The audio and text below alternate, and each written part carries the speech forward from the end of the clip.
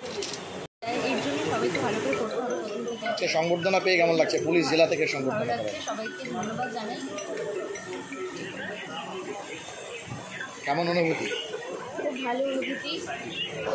এটা আমার কাছে অনেক বড় প্রাপ্তি, কিন্তু আরও পরে আরও অনেক কিছু আমাকে অ্যাচিভ করতে লাগবে, কিন্তু আজকে এটা অনেক আনন্দিত। অনেক ধন্যবাদ।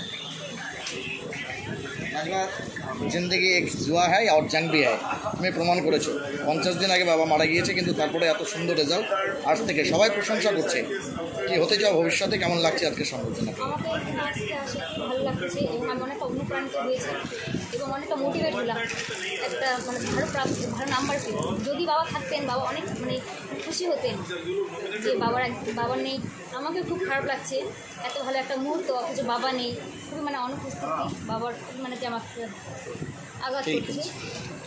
আমি আগামী দিনে ভালো করে পরিকল্পনা করবো যাতে আরও কিছু একটা ভালো করতে পারি। শুভদীপ কি বলবে? বাবা ব্যবসায়ী, কিন্তু ছেলে হচ্ছে ফিজিক্স নিয়ে পড়তে চায়, শিক্ষার অঙ্গনে থাকতে চায়, কি বলবে? এবং আজকে এখানে আসতে পেরে খুবই ভালো লাগছে এবং এখানে এসে সবার কাছ থেকে খুবই মোটিভেশন আমি পেলাম এবং স্যারদের কাছ থেকে তো সহযোগিতা আগের থেকেই আমি পেয়েছি এবং মা বাবারও সাপোর্ট অনেক ছিল এবং তোমাকে দেখে অনেক ভালো লাগছে, কেন তোমার সাথে আমার অনেক দিনের পরিচয়। তুমি আগের বারও গিয়েছিলে আমার বাড়ি, আজকে অনেকদিন পরে দেখা হয়ে গেল, খুবই ভালো লাগছে তোমার সঙ্গে দেখা হয়ে। আবার চল। হ্যাঁ, ঠিক আছে। আগামী বছর তোমার উত্তরসূরি যারা উচ্চ মাধ্যমিক পরীক্ষা দেবে তাদের জন্য কি বার্তা রাখবে? কারণ তুমি জেলায় রাজ্যে হচ্ছে 13 স্থান পেয়েছো, হয়তো আরেকটু চেষ্টা করলে 13তম, হ্যাঁ 13, তো আরেকটু চেষ্টা করলে হয়তো ইসলামপুর প্রতি বছর বা বিগত দিনগুলোতে যেমন তোমার ভালো রেজাল্ট করে একদম 1 থেকে 10-এর মধ্যে এসছে, তাদের জন্য কি বলবে? কোথায় ল্যাকুনা ছিল মনে হচ্ছে শুভদীপ তোমার, যেটাকে পূরণ করলে হয়তো স্টেট লেভেলেও তুমি চলে যেতে পারতে, হয়তো 2-3 নম্বরের জন্য ঢুকতে পারো নি মেরিট লিস্টে, কি বলবে? সত্যি কথা বলতে গেলে আমি সবাইকেই বলবো, যারা আমার উত্তরসূরিরা আছেন, যারা পরবর্তীকালে এইচএস দেবে, সবাইকে ভালো করে আমি পড়তে বলবো এবং তাকে বোঝাটার উপরে আমি বেশি গুরুত্ব দিতে বলবো, কারণ বুঝলে নাম্বার অটোমেটিক আসবে এবং মুখস্থ করে কিছু হবে না। প্রত্যেকটা কনসেপ্ট ভালো করে বুঝতে হবে, ভালো করে পড়াশোনা করতে হবে, ভালো করে বোঝাটাই মেন, নাম্বারটা বড় কথা নয়, নাম্বার ভালো করে বুঝলে এমনিতে হবে। আমি এই কথাটাই শুধুমাত্র বলবো এবং আমি মনে করি যে আমার আর একটু কিছু দরকার ছিল পড়াটা, এবং তাহলে আর 4 নাম্বার হলে আমি 10 র্যাঙ্ক হয়ে যাবো আমার। এইটুকু আমি বলবো। ধন্যবাদ। কোথায় ভর্তি হওয়ার ইচ্ছে ফিজিক্স নিয়ে? ভর্তি হবো দেখছি, এখন তো কলেজে পোর্টাল খুলেনি, তারপরে পোর্টাল খোলার পরে ইচ্ছা আছে নর্থ দিয়ে কোনো ভালো কলেজে, জলপাইগুড়ি এসি কলেজ কিংবা এপিসি কলেজ কিংবা প্রেসিডেন্সি আদরপুরে হচ্ছে, একবার অ্যাপ্লাই করে দেখবো, যদি পাই ওখানে চান্স, তাহলে ওখানে ফিজিক্স নিয়ে পড়ার ইচ্ছা আছে। ব্যাস। বাবা মারা বলছে না ডাক্তার ইঞ্জিনিয়ার হতে হবে, তুমি ফিজিক্স নিয়ে পড়তে চাও? না, ওরকম না, বাবা মা ওরকম কোনোদিন আমি কিছু বলেনি, ইঞ্জিনিয়ার হওয়ার কথা কোনো বলেনি। বাবা খালি বলেছিল একবার নিট ট্রাই করে দেখতে পারিস একবার, প্রেশার দেয়নি আমার উপরে কোনোদিনই, বলে তোর যেটা ইচ্ছা তুই ওটাই কর বলেছিল একবার এমনি জাস্ট। তো আমি এখন ওটা নিয়ে ভেবে দেখি তারপরে কি করি, নেক্সট প্ল্যান আছে। খুবই ভালো লাগছে, আমাদের জেলা থেকে এত ভালো মার্কস নিয়ে মাধ্যমিক আর উচ্চ মাধ্যমিকে পেয়েছেন। শুধু এই 5 জন না, আরেকজন আছেন, আপনাদের বলে রাখি, উচ্চ মাধ্যমিকে খুবই ভালো মার্কস পেয়েছেন, চোপড়াতে ওনার বাড়ি, ওনাকেও সম্মাননা দেওয়া হয়েছে কয়েকদিন আগে।